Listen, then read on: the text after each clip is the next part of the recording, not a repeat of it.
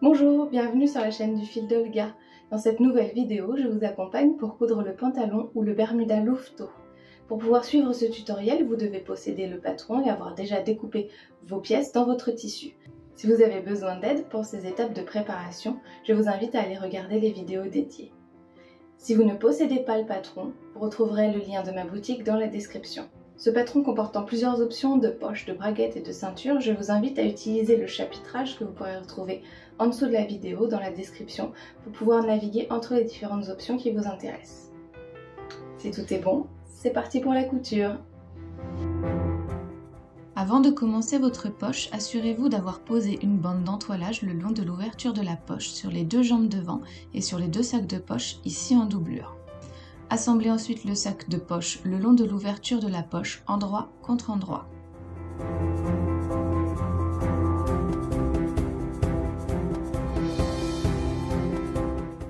Piquez le long de l'ouverture de la poche à 1 cm.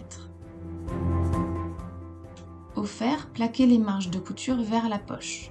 Vous pouvez ensuite soit réaliser une sous-piqûre qui maintiendra les marges de couture et la poche,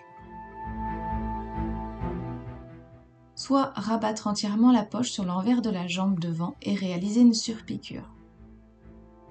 Cette surpiqûre peut être réalisée avec un point décoratif.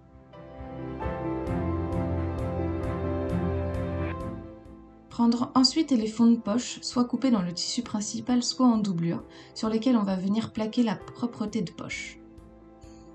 Positionnez et épinglez la propreté dans l'angle de la poche.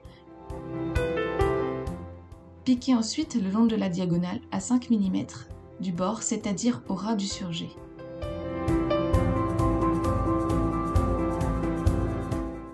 On a ainsi reconstitué notre fond de poche à l'identique. Cela peut être intéressant si votre tissu principal est un peu épais. Reprendre la jambe devant et venir assembler le fond de poche sur le sac de poche le long du côté arrondi.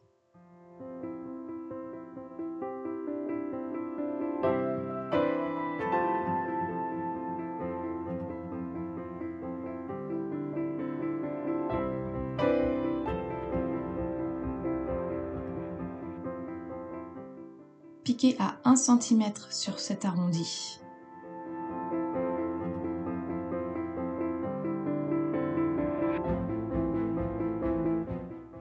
Surjetez ensuite le bord. Si vous n'avez pas de surjeteuse, vous pouvez utiliser un point zigzag ou un point de surjet de votre machine à coudre.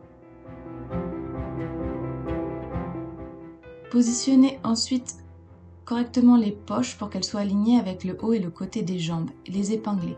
Vous avez un léger bombé qui apparaît au niveau de la poche, c'est normal. Piquez ensuite à 5 mm pour maintenir la poche en place.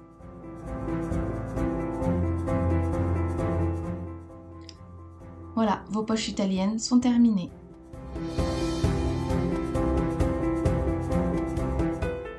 Avant de commencer, assurez-vous d'avoir surjeté le haut des poches plaquées. Rabattez ensuite le haut de la poche endroit contre endroit selon la ligne de pli et épinglez les extrémités.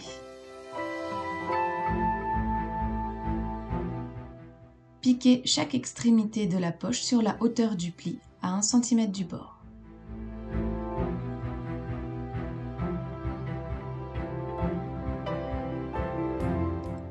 Dégarnir les angles, puis retourner sur l'endroit en faisant bien ressortir les ongles.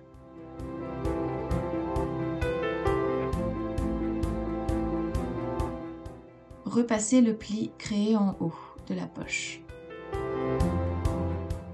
Faire ensuite un repli d'1 cm sur les côtés et les marquer au fer. Puis faire un repli d'1 cm sur le bas et le marquer au fer également. Surpiquer le haut de la poche à environ 1,5 cm. Vous pouvez réaliser une surpiqûre décorative ou avec un point droit double. Plaquez ensuite la poche sur la jambe dos en utilisant les repères de haut de poche.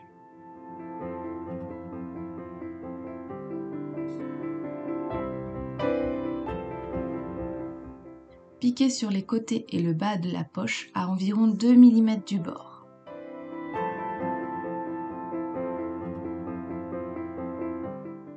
Pour consolider l'entrée de la poche, réalisez les triangles de renfort. Pour s'assurer de leur symétrie, tracez-les avant de piquer exactement sur les traits tracés.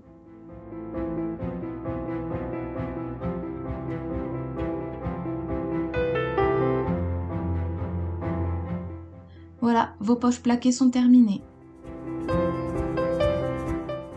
Avant de commencer, assurez-vous d'avoir reporté le marquage des poches sur l'endroit de la jambe et sur l'envers du sac de poche, ainsi que d'avoir thermocollé l'envers de ces deux pièces à l'emplacement de la fente.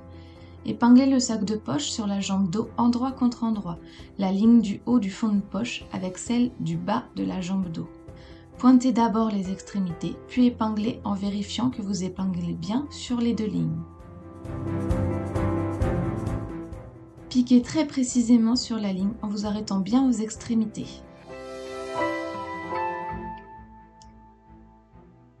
Prendre ensuite les fonds de poche coupés soit dans le tissu principal, soit dans la doublure sur lesquels on va venir plaquer la propreté de poche. Épinglez la propreté de poche en haut du fond de poche. Piquez à 5 mm du bas de la propreté, c'est-à-dire au ras du surjet. On a ainsi reconstitué notre fond de poche à l'identique. Cela peut être intéressant si votre tissu principal est épais. Épinglez la marge de couture du sac de poche sur la jambe dos pour ne pas la prendre dans la couture suivante. Retracez la ligne de couture du haut de fond de poche sur l'envers. Elle se situe à 1 cm et doit faire exactement la même longueur que la ligne précédemment piquée sur le sac de poche. Épinglez le fond de poche endroit contre endroit sur la jambe dos. Le fond de poche est placé vers le haut et la ligne tracée sur le fond de poche sur celle du haut de la jambe dos. Pointez d'abord les extrémités puis épinglez en vérifiant que vous épinglez bien sur les deux lignes. Piquez précisément sur la ligne en vous arrêtant bien aux extrémités.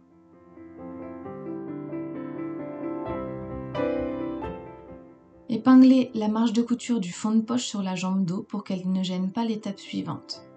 Avec un ciseau bien aiguisé, coupez la fente d'abord sur la ligne centrale, puis sur les extrémités en Y, en allant au plus près de l'extrémité des deux coutures précédentes.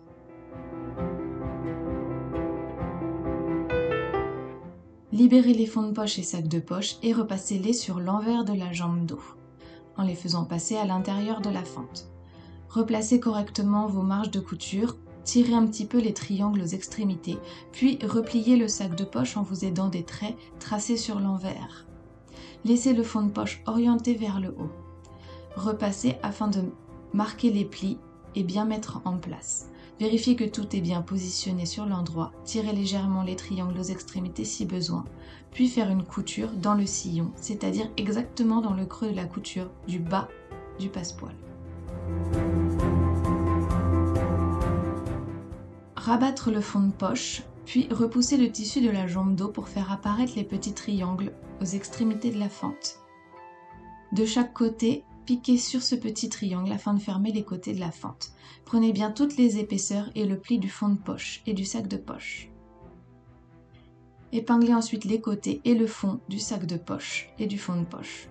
Piquez à 1 cm tout autour en faisant attention de ne pas prendre le tissu de la jambe.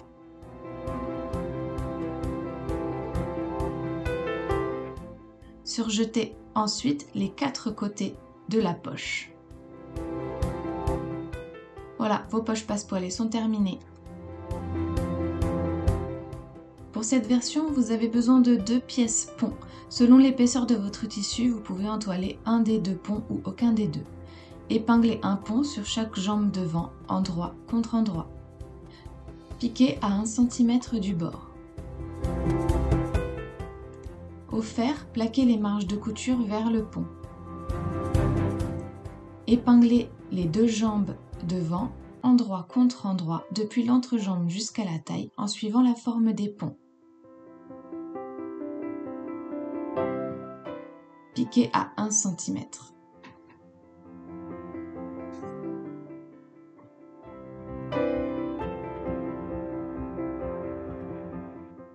Rabattre et épingler les ponts du côté souhaité. Fausse ouverture à droite vêtement porté pour un modèle mixte ou garçon. Sur l'endroit, épinglez le gabarit de la braguette. Piquez au bord du gabarit ou retracez une ligne sur le tissu et piquez exactement sur la ligne tracée.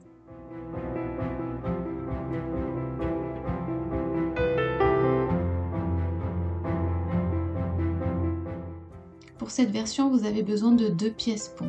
Selon l'épaisseur de votre tissu, vous pouvez entoiler un des 2 ponts ou aucun des 2. Épinglez un pont sur chaque jambe devant, endroit contre endroit. Piquez au point droit sur la hauteur du pont, à 1 cm. Au fer, plaquez les marges de couture vers le pont. Épinglez les 2 jambes devant, endroit contre endroit, depuis l'entrejambe jusqu'au double cran situé en bas des ponts. Piquez à 1 cm en partant du double cran jusqu'à l'entrejambe. Au fer, ouvrir la couture de la fourche. Rabattre les ponts du côté souhaité, ouverture à droite, vêtements portés pour un modèle de mixte ou garçon. Épingler le pont avec la jambe devant gauche pour le maintenir en place et permettre l'ouverture du pantalon. Sur l'endroit, épingler le gabarit de braguette sur cette jambe. Vous pouvez piquer directement au bord du gabarit ou retracer une ligne et piquer sur la ligne. Dans un premier temps, piquez la ligne droite en prenant uniquement la jambe gauche et le pont jusqu'à la moitié de la hauteur de la braguette. Dans un deuxième temps, épinglez le gabarit sur le pont du devant droit également pour terminer la surpiqûre de la braguette. N'oubliez pas de renforcer la fin de votre couture en repassant plusieurs fois sur vos derniers points. La braguette réalisée ici est pour un modèle mixte ou garçon. Les notions de droite et de gauche sont toujours considérées vêtements portés. Pour cette version, vous devez avoir découpé un pont et l'avoir entoilé. Épinglez le pont sur la jambe devant gauche, endroit contre endroit, et piquez à 1 cm du bord. Épinglez ensuite les jambes, endroit contre endroit, depuis l'entrejambe jusqu'au bas du pont.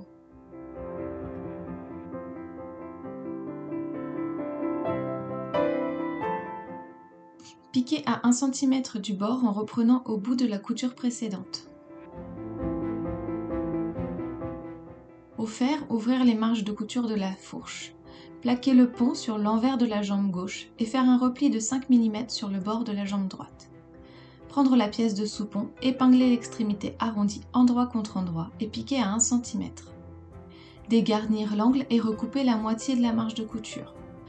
Retournez sur l'endroit en faisant bien ressortir l'angle puis repasser. Surjetez le long du côté ouvert pour maintenir les 2 épaisseurs de tissu ensemble. Épinglez le zip le long du bord surjeté du sous-pont. Le haut du curseur doit être placé au niveau du cran de zip. Pour coudre facilement votre zip, utilisez le pied spécifique de votre machine et laissez le zip ouvert en partie. Coudre le zip en faisant passer le curseur derrière le pied de la machine au milieu de la couture. Épinglez le sous-pont avec le zip sous le repli réalisé sur la jambe devant droite. Laissez environ 2 mm entre le bord du tissu et le bord du zip. Alignez bien le haut du sous-pont avec le haut du devant. Vous devez recouvrir votre couture précédente.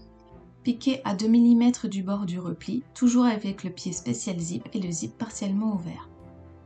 Sur l'envers, épinglez le sous-pont sur lui-même pour qu'il ne se prenne pas dans les coutures suivantes.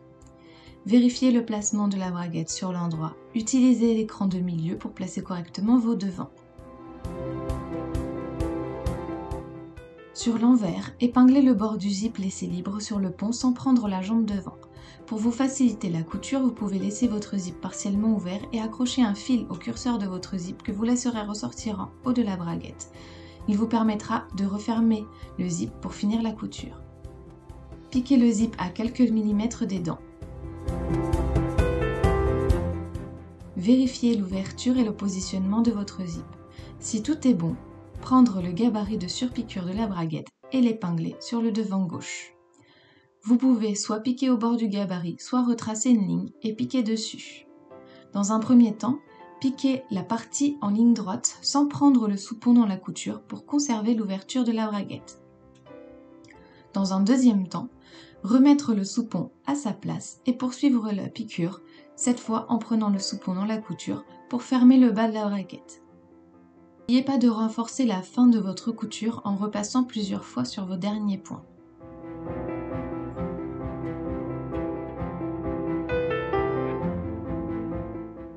Et voilà, votre braguette est terminée. Épinglez endroit contre endroit les jambes dos le long de la fourche.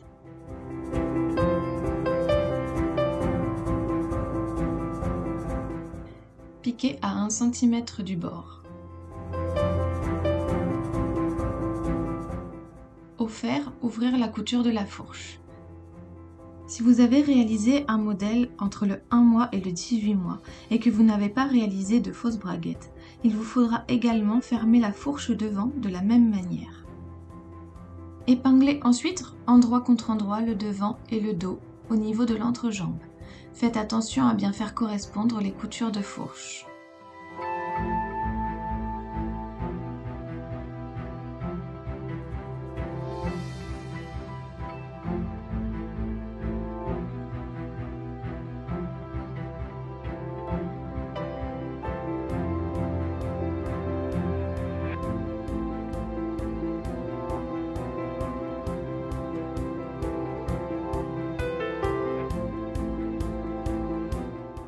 Piquez en une seule fois à 1 cm du bord.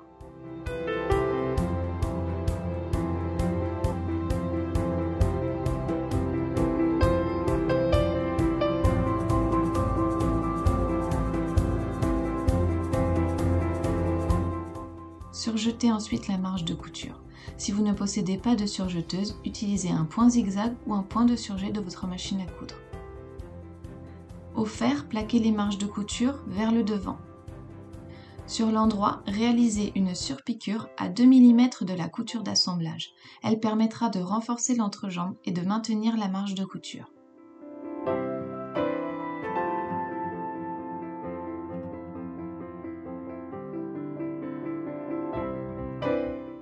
Épinglez endroit contre endroit les côtés des jambes.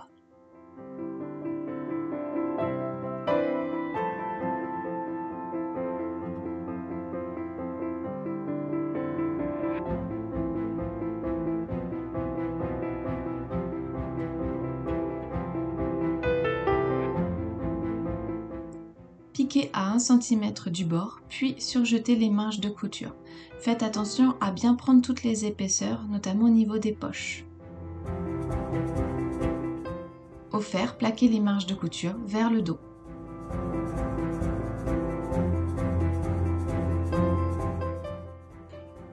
Prendre les deux pièces de la ceinture boucle. Épingler chaque bande endroit contre endroit sur le long côté et un des petits côtés.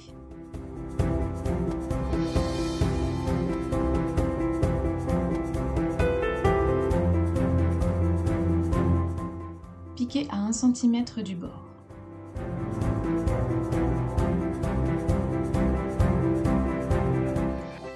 Dégarnir l'angle et recouper la moitié de la marge de couture.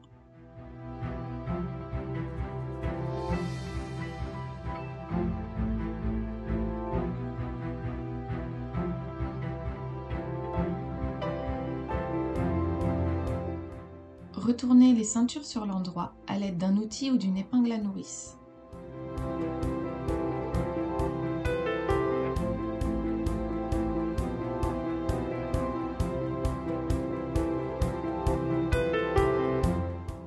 Bien faire ressortir les angles des ceintures et les repasser correctement.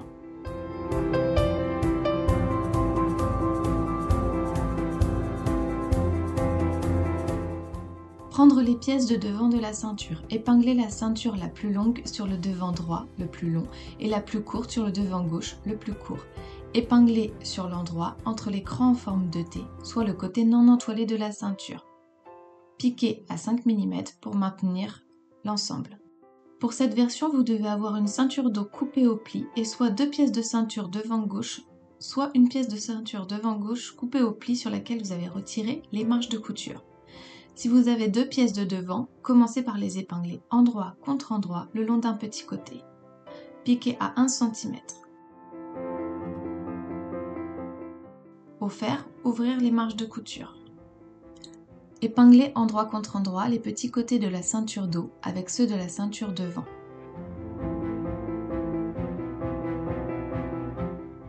Piquez à 1 cm du bord de chaque côté. Attention, si vous souhaitez mettre un élastique à boutonnière, vous devez laisser une ouverture entre les crans en forme de triangle. Au fer, ouvrir les marges de couture. Marquez au fer le pli du milieu de la ceinture sur toute la circonférence. Puis, marquez un repli de 1 cm sur l'envers côté entoilé de la ceinture. Si vous souhaitez mettre un élastique à boutonnière, reportez-vous aux explications de la ceinture avec ouverture. Si vous souhaitez mettre un élastique classique, épinglez-le sur les marges de couture de la ceinture dos en veillant à ne pas le faire vriller. Piquez dans les marges de couture avec un point zigzag très serré.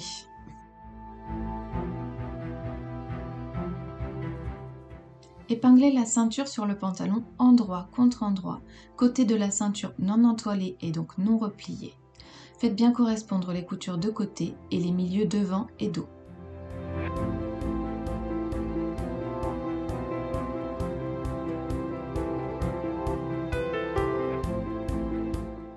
Piquez tout autour à 1 cm du bord.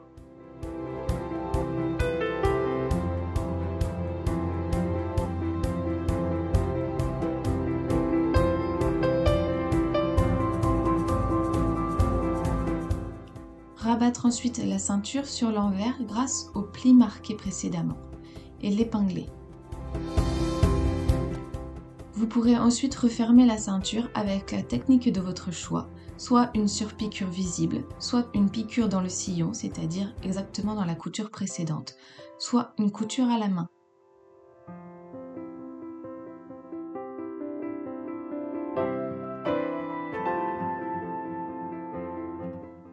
Épinglez les petits côtés de la ceinture dos avec les ceintures devant, endroit contre endroit. Placez la partie entoilée en haut de vos pièces de ceinture. Elle correspond à l'intérieur de la ceinture. Placez ensuite les ceintures droite et gauche comme sur la vidéo pour l'ouverture mixte ou garçon. Si vous souhaitez mettre un élastique à boutonnière, laissez la couture ouverte entre les crans en forme de triangle.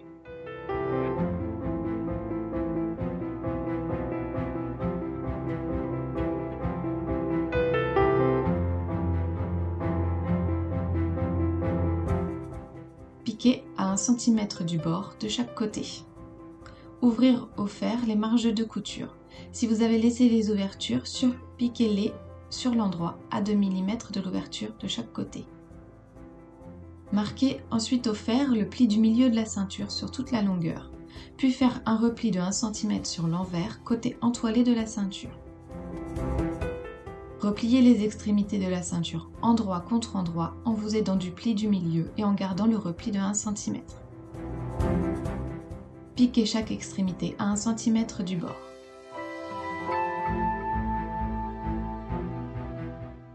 Dégarnir les angles et recouper la moitié de la marge de couture.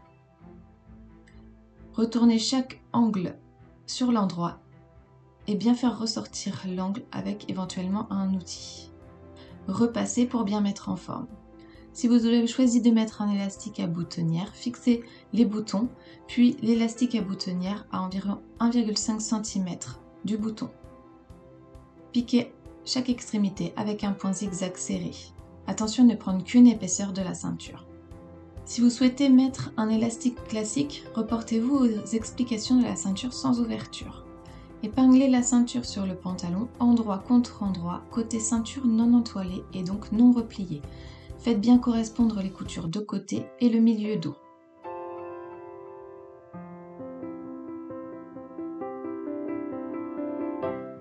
Piquez sur tout le tour à 1 cm du bord. Rabattre ensuite la ceinture sur l'envers grâce au pli marqué précédemment et l'épingler.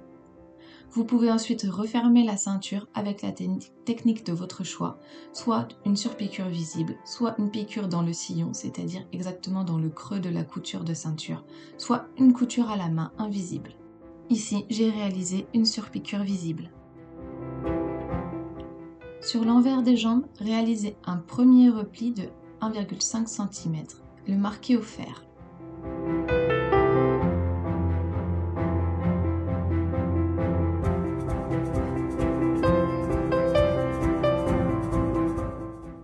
Réalisez ensuite un deuxième repli de 1,5 cm également, l'épingler ou le marquer au fer.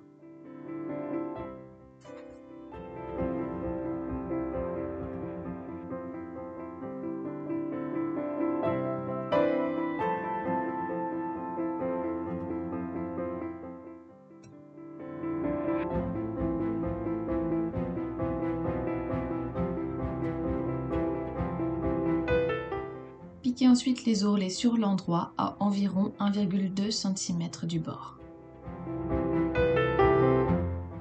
Prendre la pièce des passants et la couper au milieu pour obtenir 2 passants. Au fer, marquez un repli d'environ 7 mm sur chaque bord surjeté. La largeur finale du passant doit être environ 1 cm. Piquez au point droit sur la longueur du passant de chaque côté à environ 2 mm. Prendre le pantalon et marquer un repère au milieu de chaque demi-devant. Épinglez les passants sur ces repères en repliant 1 cm à chaque extrémité du passant. Positionnez une extrémité en haut de la ceinture et l'autre juste en dessous. Piquez le haut et le bas des passants à 5 mm.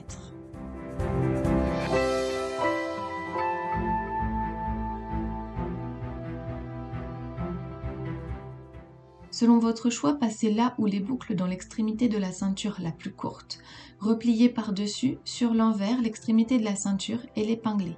Piquez au bord du repli de la ceinture. Si vous avez mis 2 boucles, passez la ceinture dans les boucles puis entre les boucles pour la maintenir fermée. Si vous avez mis une seule boucle, passez la ceinture dans la boucle et ajoutez une bande de scratch de part et d'autre du passage de la boucle sur la grande ceinture.